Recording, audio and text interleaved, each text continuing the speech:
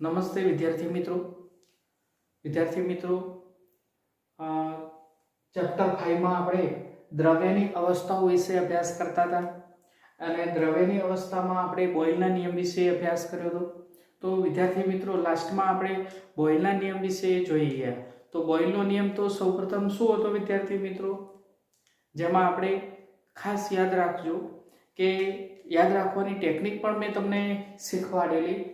બોયલના નિયમમાં અચળ તાપમાન લેતા હતા. તો અચળ તાપમાન લેતા હતા તો આપણે એવું પણ લખતા હતા કે P ચલે છે 1/v, જે બોયલનો નિયમ આપણે સમજી ગયા. તો એ બોયલના નિયમમાં P ચલે છે 1/v એટલે કદના વ્યસ્ત પ્રમાણમાં છે, અચળ તાપમાન છે. અને ફરીથી રિપીટ કરું છું વિદ્યાર્થી મિત્રો કે આપણે અહીંયા એક ત્રિકોણ સાથેની માહિતી દ્વારા આપણે ત્રણ નિયમો બોયલ, ચાર્લ્સ અને ગેલ્યુસેક વિશે અભ્યાસ કરી ગયા હતા. વિદ્યાર્થી મિત્રો બોયલ, ચાર્લ્સ અને ગેલ્યુસેક. તો અહીંયા લખું છું બોયલ, ચાર્લ્સ અને ગેલ્યુસેક, જે આ ત્રણેય નિયમો છે આપણે. અને હું અહીંયા લખું છું P, V અને T. ધ્યાન રાખજો વિદ્યાર્થી મિત્રો, દબાણ, કદ અને તાપમાન. B એટલે બોઇલ, જે આપણે અહીંયા કેવો છે, વ્યસ્ત છે, વ્યસ્ત પ્રમાણમાં. આ યાદ રાખવાનું છે, સમપ્રમાણમાં. અને આ પણ કેવો છે, સમપ્રમાણમાં. અને વચ્ચે આપણે લખતા હતા નિશ્ચિત જથ્થાનો વાયુનું, બરાબર, નિશ્ચિત જથ્થાના વાયુનું આપણે એવું લખતા હતા. હવે એ ટેકનિક યાદ કરો વિદ્યાર્થી મિત્રો, એટલે ત્રણેય નિયમો તમને યાદ આવી જશે. ગમે ત્યારે જ્યારે પણ ભૂલાઈ જાય તો આ ટેકનિક આપણે યાદ રાખવાની છે.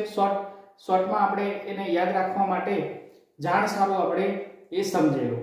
તો એમાં આપણે બોયલનો નિયમ આપણે જોઈએ તો બોયલનો નિયમ B એટલે બોયલ. તો બોયલના સામેનો આપણે અચળ લેવાનો છે, અચળ તાપમાને. તો અચળ તાપમાને નિશ્ચિત જથ્થાના વાયુનું દબાણ કોના કદના વ્યસ્ત પ્રમાણમાં હોય છે, તેમના કદના વ્યસ્ત પ્રમાણમાં હોય છે. વ્યસ્ત બોઇલ લો ત્યારે સામેનો જે ખૂણો છે, આ બાજુની સામેનો ખૂણો જે છે એને આપણે અચળ લઈ લેવાનો છે. અને અચળ લેશો એટલે ફરીથી નિશ્ચિત જથ્થાના વાયુનું શું છે, અહીંયા અચળ તાપમાને નિશ્ચિત જથ્થાના વાયુનું દબાણ તેના કદના વ્યસ્ત પ્રમાણમાં છે.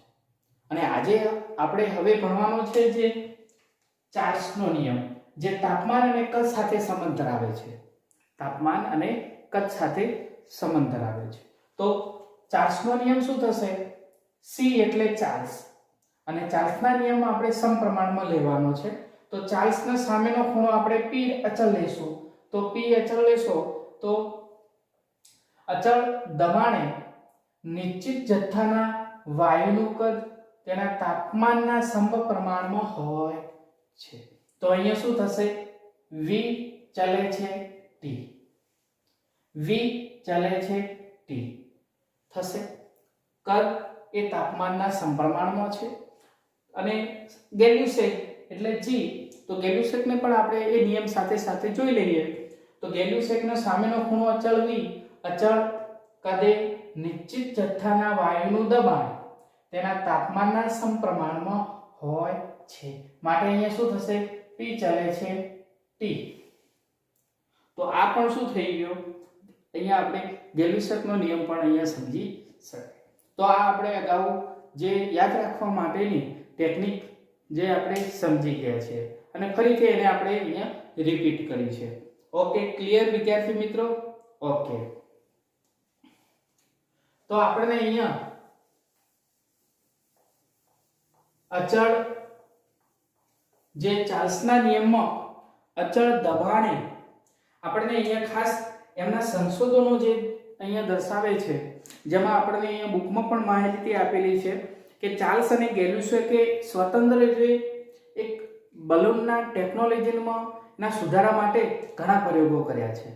અને એમણે અગાઉ જે એની માહિતી જેમ જે પ્રયોગો કર્યા એના સુધારા સાથે એ પ્રયોગો આગળ કરે છે અને એમાં આપણને આગળ કે વાયુના નિશ્ચિત દળ માટે જે કોઈ પણ વાયુ હવે અહીંયા આપણે ધ્યાન રાખજો કે ચાર્લ્સનો નિયમ જે છે જેમાં અચળ દબાણે વાયુના અચળ દબાણે નિશ્ચિત જથ્થાના વાયુનું કદ તેના તાપમાનના સમપ્રમાણમાં છે, પરંતુ અચળ દબાણે જે વાયુનું તાપમાનમાં વધારો કરવામાં આવે છે તો એના કદમાં વધારો થાય છે. જો તાપમાન ઘટાડવામાં આવે છે તો તેમ એનું કદ પણ શું થાય છે? ઘટે છે. ફરીથી કે અચળ દબાણ અચળ રાખી અને ચાર્લ્સે સંશોધન કરે છે કે તાપમાનના વધારા સાથે કદમાં વધારો થાય છે અને તાપમાન ઘટાડતા એનું કદ ઘટે છે.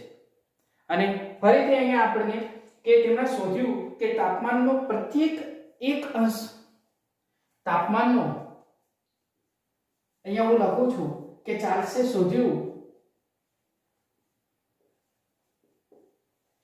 શોધ્યું કે ખાસ વિદ્યાર્થી મિત્રો કે ચાર્લ્સે શોધ્યું કે તાપમાનનો પ્રત્યેક એક અંશનો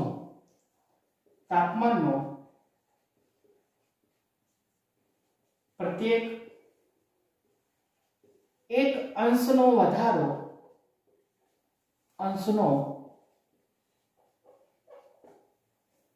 અહીંયા આપણે અચળ દબાણ લેવાનું છે અને આ ચાર્લ્સ જે વૈજ્ઞાનિકે જે શોધ્યું કે તાપમાનનો પ્રત્યેક એક અંશનો વધારા સાથે કદ 0 અંશ સેલ્સિયસ જે 0 અંશ સેલ્સિયસ કદે એ તાપમાને રહેલા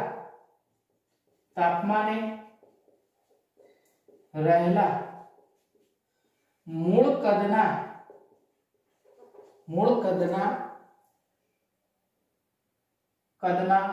જે વધારા સાથે કેટલો વધે છે? મૂળ કદના પ્રત્યેક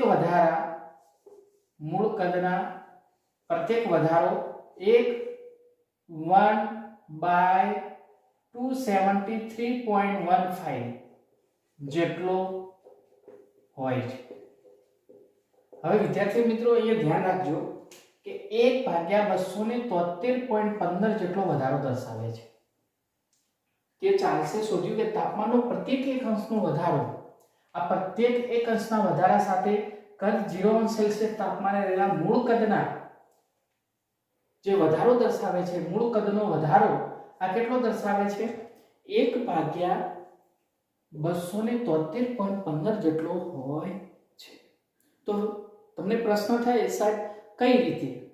એકદમ સિમ્પલ રીતે આપણે સમજીએ. માનો કે અહીંયા ધારો કે કોઈ બલૂન છે અને એ બલૂનમાં આપણને અહીંયા બલૂન છે તેની અંદર વાયુ ભરેલો હશે, એનું કદ હશે. સમજો વિદ્યાર્થી મિત્રો, ધારો કે આપણે અહીંયા આ બલૂનમાં વાયુ ભરેલો છે, ગરમ બલૂન છે, ગરમ ફુગ્ગો, તો એના અંદર આપણે વાયુ ભરેલો છે. હવે વિદ્યાર્થી મિત્રો, જેમાં આપણે અહીંયા 0 અંશ સેલ્સિયસ લેવાનું છે, 0 અંશ સેલ્સિયસ આપણે અહીંયા લીધું છે અને એનું કદ જે છે આ કદ કેટલું હશે? V0 જેટલું હશે. મૂળ કદનો જે આપણે અહીંયા પ્રત્યેક એક અંશનો વધારા સાથે કદ 0 અંશ સેલ્સિયસ, આ 0 અંશ સેલ્સિયસ તાપમાને રહેલા મૂળ કદનો જે વધારો આપણે અહીંયા સમજવાનો છે. અને એમાં આપણે 0 અંશ સેલ્સિયસ છે એનો જે વધારો અહીંયાથી આપણે દાખલા તરીકે અહીંયાથી આપણે તાપમાનમાં વધારો કરીએ. જો તાપમાનમાં આપણે અહીંયા વધારો દર્શાવવાનો છે. ઓકે, તો આ તાપમાનમાં આપણે અહીંયા વધારો દર્શાવીએ તો 0 અંશ સેલ્સિયસ એ V0 કદ ધરાવે છે. જો આપણે અહીંયા થોડો તાપમાનનો વધારો દર્શાવો તો આનું તાપમાન આપણે દાખલા તરીકે અહીંયા T0 છે, બરાબર છે? T0 છે, આપણે અહીંયા ધ્યાન રાખીશું કે V0 એનું તાપમાન કેટલું છે T0 છે, પરંતુ આપણે એનું તાપમાનમાં વધારો કરવામાં આવે છે. મૂળ તાપમાનમાં આપણે થોડો વધારા સાથે આપણે એનું કદ માપીએ તો અહીંયા તાપમાન વધારો તો કદમાં વધારો થશે, અને તાપમાનનો કદનો વધારો કેટલો થશે? તાપમાનનો કદનો વધારો અહીંયા માનો કે આપણે 1 અંશ સેલ્સિયસ લો, 1 અંશ સેલ્સિયસ આપણે લઈએ, 1 અંશ સેલ્સિયસે આપણે એના તાપમાનનો વધારો કર્યો છે તો એનો કંઈક કદમાં વધારો થશે. આ કદમાં શું થાય છે? આ જે જોવા મળે છે એ કદમાં શું થાય છે? એનો કંઈક વધારો જોવા મળે છે, અને એનો વધારો કેટલો હોય છે? V0 અહીંયા લખું છું કે V0 પ્લસ મલ્ટીપ્લાય, તો મલ્ટીપ્લાયમાં કેટલું? V0 ગુણ્યા કેટલો થશે? 1/273.15 આટલો હશે. ફરીથી હું સમજાવું છું વિદ્યાર્થી મિત્રો કે આપણને અહીંયા 0 અંશ સેલ્સિયસ તારે મૂળ કદ ધરાવે છે, એનું કુલ કદ કેટલું છે કે બલૂનનું ફુગાનું 0 અંશ સેલ્સિયસ એનું કદ V0 છે.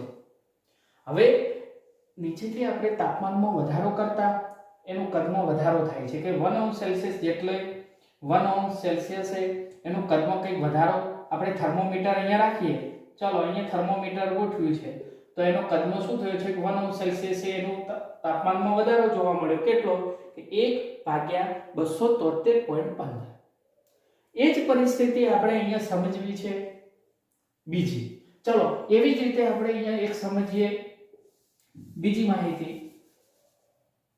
તો બીજી માહિતીમાં આપણે અહીંયા વિદ્યાર્થી મિત્રો એ જ રીતે 0 અંશ સેલ્સિયસે બલૂનમાં આપણે ગરમ વાયુ ભરવામાં આવે છે, એનું તાપમાન કેટલું છે? V0 છે, કદ એનું મૂળ કદ કેટલું V0 થશે. હવે અહીંયા આપણે એનું તાપમાન અહીંયા તો T0 છે, કુલ તાપમાન T0 થશે. હવે અહીંયા થર્મોમીટર આપણે અહીંયા ગોઠવી અને એનું તાપમાન કંઈક વધારવામાં આવે છે. અહીંયાથી આપણે જો એને ગરમ કરવામાં આવે છે, તાપમાન વધારવામાં આવે છે તો એના કદમાં શું થશે? કંઈક વધારો જોવા મળશે, અને કદમાં જે વધારો જોવા મળે છે એનો વધારો. હવે અહીંયા આપણે 1 લીધો છે, 1, ચલો અહીંયા 2 લઈએ, અહીંયા એનો તાપમાનનો વધારો આપણે 2 લઈએ તો તાપમાનનો વધારો અહીંયા કેટલો જોવા મળશે? તાપમાનનો વધારો કેટલો જોવા મળશે?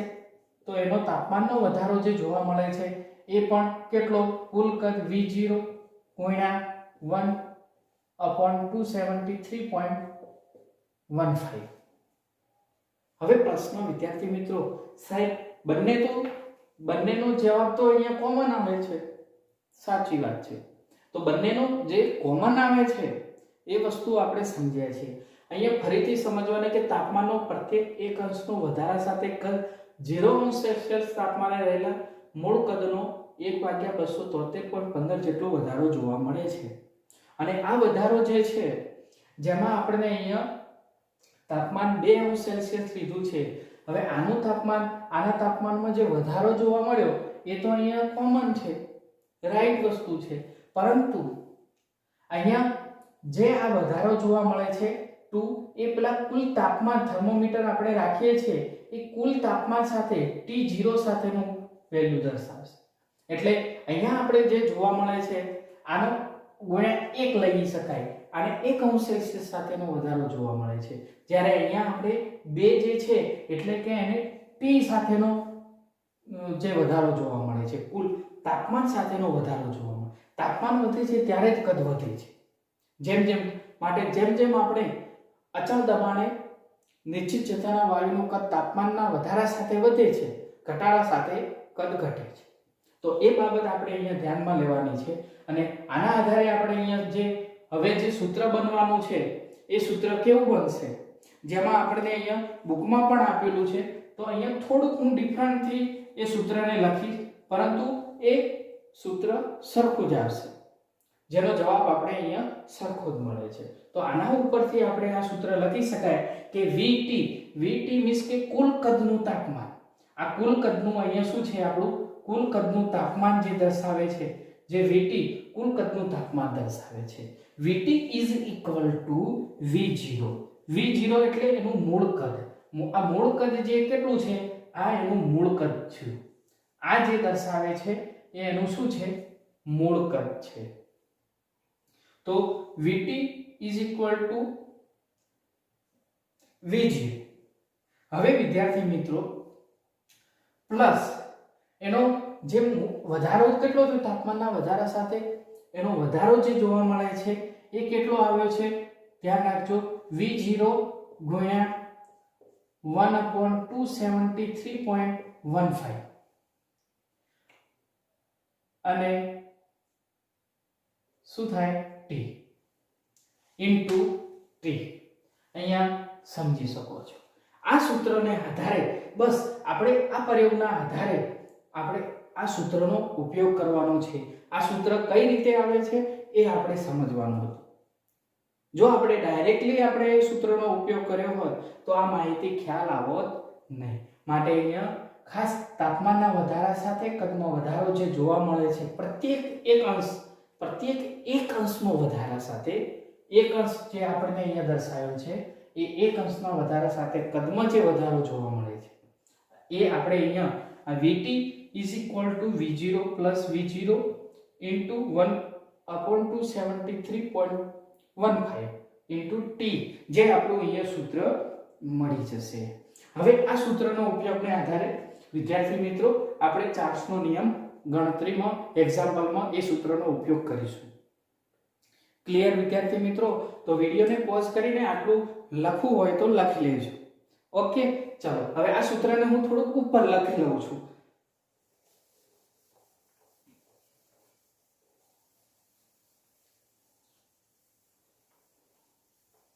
ચલો વિદ્યાર્થી મિત્રો હવે Vt is equal to V0 plus V0 ગુણ્યા 1/273.15 ગુણ્યા T. ચલો તો આ સૂત્રના આપણે હવે આ સૂત્રની મદદથી આપણે ચાર્લ્સના નિયમની ગણતરી કરવાની છે. તો Vt શું આવશે? Vt is equal to V0 plus V0 T લઈ લઈએ into T upon 273.15 બરાબર છે. હવે આગળ તો Vt બરાબર V0 અહીંયા આપણે કોમન લઈ લઈએ. આ પદને આપણે શું લેવાનું છે? આ પદને આપણે V0 ને કોમન લઈ લઈએ. ચાલો તો V0 ને કોમન લઈ લઈએ તો શું થશે? V0 1 plus T upon 273.15. વિદ્યાર્થી મિત્રો સમજાય છે? ચલો હવે આગળ Vt is equal to V0 છેદમાં આવશે 273 ઉપર આપણે લઈ જઈએ તો શું થશે? 273.15 પ્લસ T upon 273.15. વિદ્યાર્થી મિત્રો આ જે T જે આપ્યું છે તમારા બુકમાં પણ આપેલું છે કે T0 T તાપમાને એનું મૂલ્ય કેટલું છે? 273. અહીંયા તાપમાનનું વેલ્યુ આપેલું છે. તાપમાન એટલે 273.15 પ્લસ T અને 0 અંશ સેલ્સિયસ જે એનું મૂલ્ય આપેલું છે 0 અંશ સેલ્સિયસે અહીંયા 273.15 આપેલું છે. જે બુકમાં આપણને અહીંયા વેલ્યુ આપેલા છે આ બંનેના મૂલ્યો આપણને અહીંયા બુકમાં છે. તમે બુક ખોલશો અને એમાં થિયરી જોશો એટલે ખ્યાલ આવશે. તો એમાં આ બંનેનું મૂલ્ય આપણે અહીંયા એવી રીતે લખી શકાય કે Vt upon આપણે લઈ લઈએ V0 is equal to શું થશે? T upon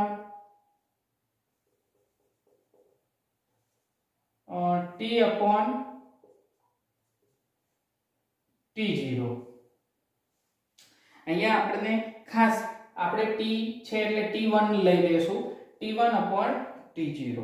હવે અહીંયા ધ્યાન રાખજો વિદ્યાર્થી મિત્રો કે જેમાં આપણને અહીંયા જો આ મૂલ્ય અહીંયા VT આપેલું છે જેને આપણે T માં લઈ શકાય 1 માં લઈ શકાય T તાપમાન એટલે આપણે T તાપમાન એટલે 1 મૂલ્ય લીધું છે તો આ પદને આપણે આ રીતે પણ લખી શકાય છે કે VT મીન્સ કે આપણે આ મૂલ્યને આપણે 1 સ્વરૂપે પણ દર્શાવી શકાય હાલ વાત કરી તો V1/T1 V0/T0 પણ લખી શકાય હવે વિદ્યાર્થી મિત્રો અહીંયા આપણને જે લખવાનું છે કે આ મૂલ્ય સાહેબ અહીંયા જે આવે છે તો આપણે અગાઉ પણ હાલ જે વાત કરી છે કે V0/T0 સાહેબ કઈ રીતે કોઈને પ્રશ્ન થાય દાખલા તરીકે આનું મૂલ્ય ધારો કે કોઈ મૂલ્ય આનું આપણે V3/T3 લઈએ સાહેબ કઈ રીતે સમજવું છે આપણે અહીંયા સમજવાનું છે તો આ મૂલ્યને આધારે આપણને અહીંયા સમજી શકાય તો એના આધારે પણ જોઈએ કે હાલ જ આપણે આકૃતિમાં અગાઉ વાત કરી કે ચલો એક ગરમ બલૂનમાં વાયુ ભરેલો છે એનું કોઈ તાપમાન 0° સેલ્સિયસ છે એનું કદ V0 છે તાપમાન પણ અહીંયા આપેલું છે T0 હશે હવે અહીંયા આપણે નીચે તાપમાન આપવાનું છે તાપમાન વધારતા કદમાં વધારો થાય છે હવે અહીંયા સમજો કે કોઈ તાપમાનમાં આપણે અહીંયા T1 તાપમાન વધાર્યું છે તો એનું કદ કેટલું V1 બનશે તાપમાન ચલો અહીંયા તાપમાન T1 કર્યું કદ V1 છે ચલો T2 કર્યું તો અહીં કદ શું થશે તાપમાનમાં કદમાં શું થશે વધારો થશે V2 ચલો તાપમાન T3 કર્યું તો કદમાં શું થશે વધારો V3 થશે તો વિદ્યાર્થી મિત્રો જેમ જેમ તાપમાનમાં વધારો કરો છો તેમ તેમ એના કદમાં વધારો થાય છે તાપમાન ઘટાડતા જશો કદ ઘટતું જશે તો ઓલરેડી આ રીતની પ્રોસેસ જે આપણે અહીંયા સમજ્યા છે તો એના આધારે આ જે છે કે V0 T0 જેટલા 0 સેલ્સિયસ તાપમાને કદ 0 છે તો એનું તાપમાન શું થશે T0 આવી જશે આમ જેમ તાપમાન વધારો T1 T2 T3 T4 T5 એમ V1 V2 V3 V5 એ રીતે વધતું જશે અને એનું મૂલ્ય દાખલા તરીકે આપણે કોઈ જાણતાને ધારો કે એનું મૂલ્ય આપણે 5 છે તો આનું મૂલ્ય પણ V0 નું મૂલ્ય કેટલું છે ચલો V0 નું મૂલ્ય V0/T0 તો એનું મૂલ્ય 5 છે તો V3/T3 નું મૂલ્ય પણ કેટલું જ આવશે 5 જ આવશે V5 અને T5 એનું મૂલ્ય પણ 5 જ આવશે સરખું આવશે તો આ માહિતી ખાસ આપણે અહીંયા સમજવાની છે ઓકે હવે વિદ્યાર્થી મિત્રો હવે આપણે ખાસ જે અગત્યની માહિતી જેમાં આપણે અહીંયા જોઈ શકાય તો અહીંયા આપણે સમજી શકાય કે V1/T0 V0/T0 શું થશે V/T અને એ બરાબર શું થશે અહીંયા અચળ આપણે જાણીએ છીએ હવે V/T અચળ થાય છે અને અચળ થાય એના માટે આપણે જાણીએ છીએ અચળાંક k તો અહીંયા આપણે લખી શકાય અચળ હોય તો તેથી V/T બરાબર k તો V શું થશે V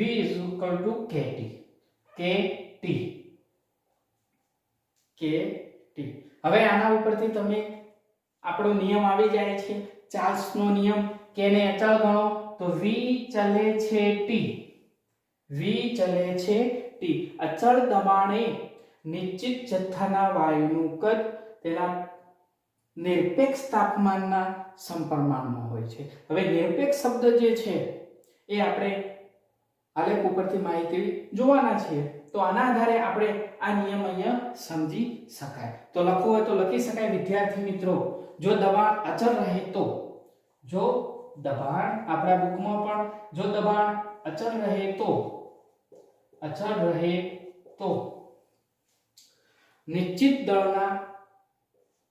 નિશ્ચિત દળના વાયુનું કદ તેના નિરપેક્ષ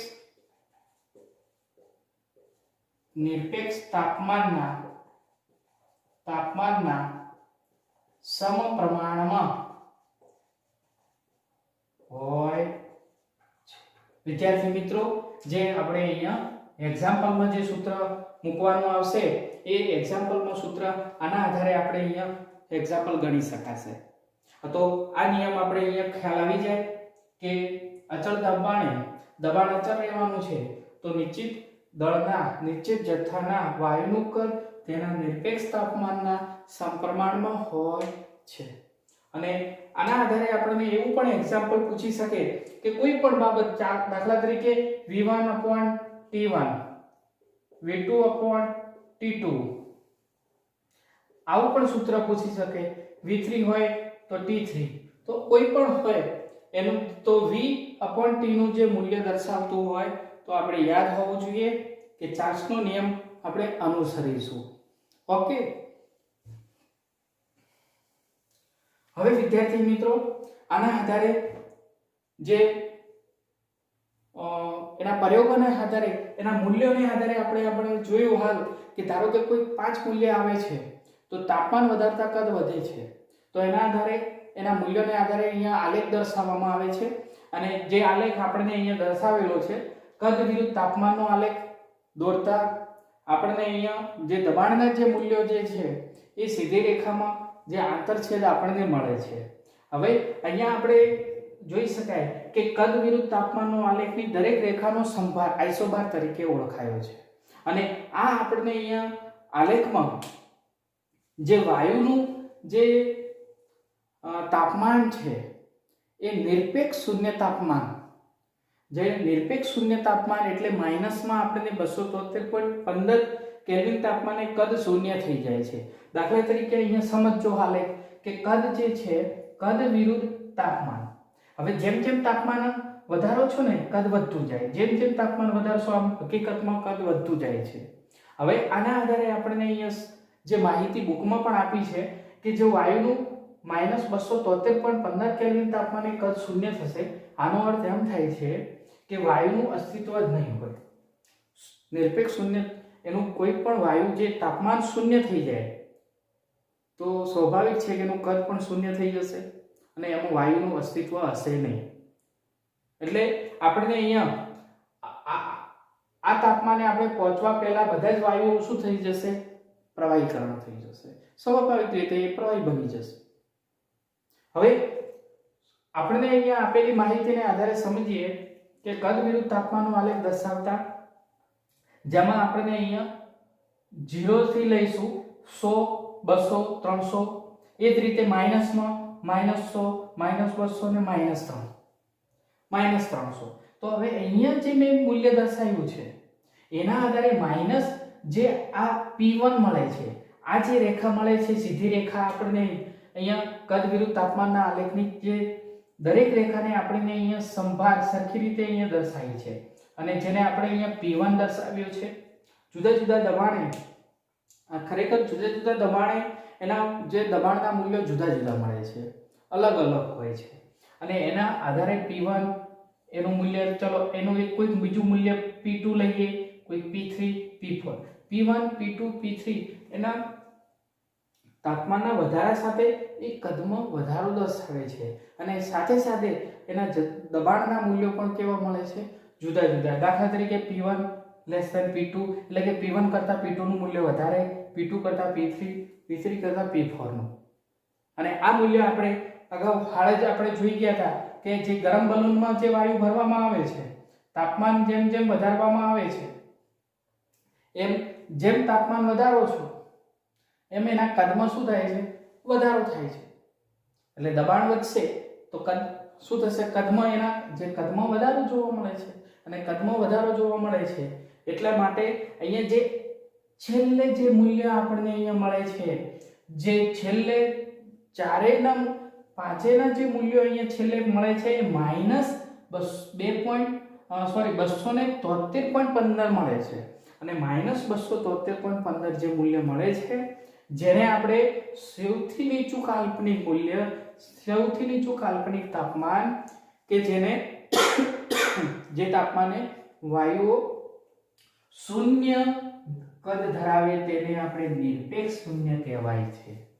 જે કાલ્પનિક તાપમાન જેને આપણે ઓળખીએ, જે તાપમાને વાયુ શૂન્ય કદ ધરાવે છે, અહીંયા 0 એ શું છે, એનું થોડુંક કદ હશે. અહીંયા આવશો એટલે થોડુંક એનાથી કદ ઓછું થશે. જેમ જેમ માઇનસમાં આવતા જશે 50, 100, 200 ને 73 આવશે એટલે એનું કદનું અસ્તિત્વ હશે જ નહીં, વાયુ હશે જ નહીં. માટે અહીંયા સૌથી નીચું કાલ્પનિક તાપમાન કે જે તાપમાને વાયુઓ શૂન્ય કદ ધરાવે છે અને તેને આપણે નિરપેક્ષ શૂન્ય કહેવામાં આવે છે. અને નિરપેક્ષ શૂન્ય તાપમાનને કારણે, આના કારણે જે આપણને અહીંયા જે દર્શાવ્યું છે કે અચળ દબાણે નિશ્ચિત દળના વાયુનું કદ તેના નિરપેક્ષ તાપમાનના સમપ્રમાણમાં હોય છે. એટલે નિરપેક્ષ શબ્દ આપણે અહીંયા નિરપેક્ષ તાપમાનનો જે શબ્દ દર્શાવ્યો છે એ આના આધારે આપણે સમજવાનું છે. જે -273.15 આપણને મૂલ્ય, એનું કદનું અસ્તિત્વ જ હશે નહીં. અને માટે આપણે આ પ્રયોગને આધારે આટલી માહિતી જે આપણને અહીંયા બુકમાં પણ આપી છે અને છેલ્લે એવું વાત કરી છે કે બધા જ વાયુઓ ઘણા નીચા દબાણે અને ઊંચા તાપમાને ચાર્લ્સનો નિયમ પાળે છે.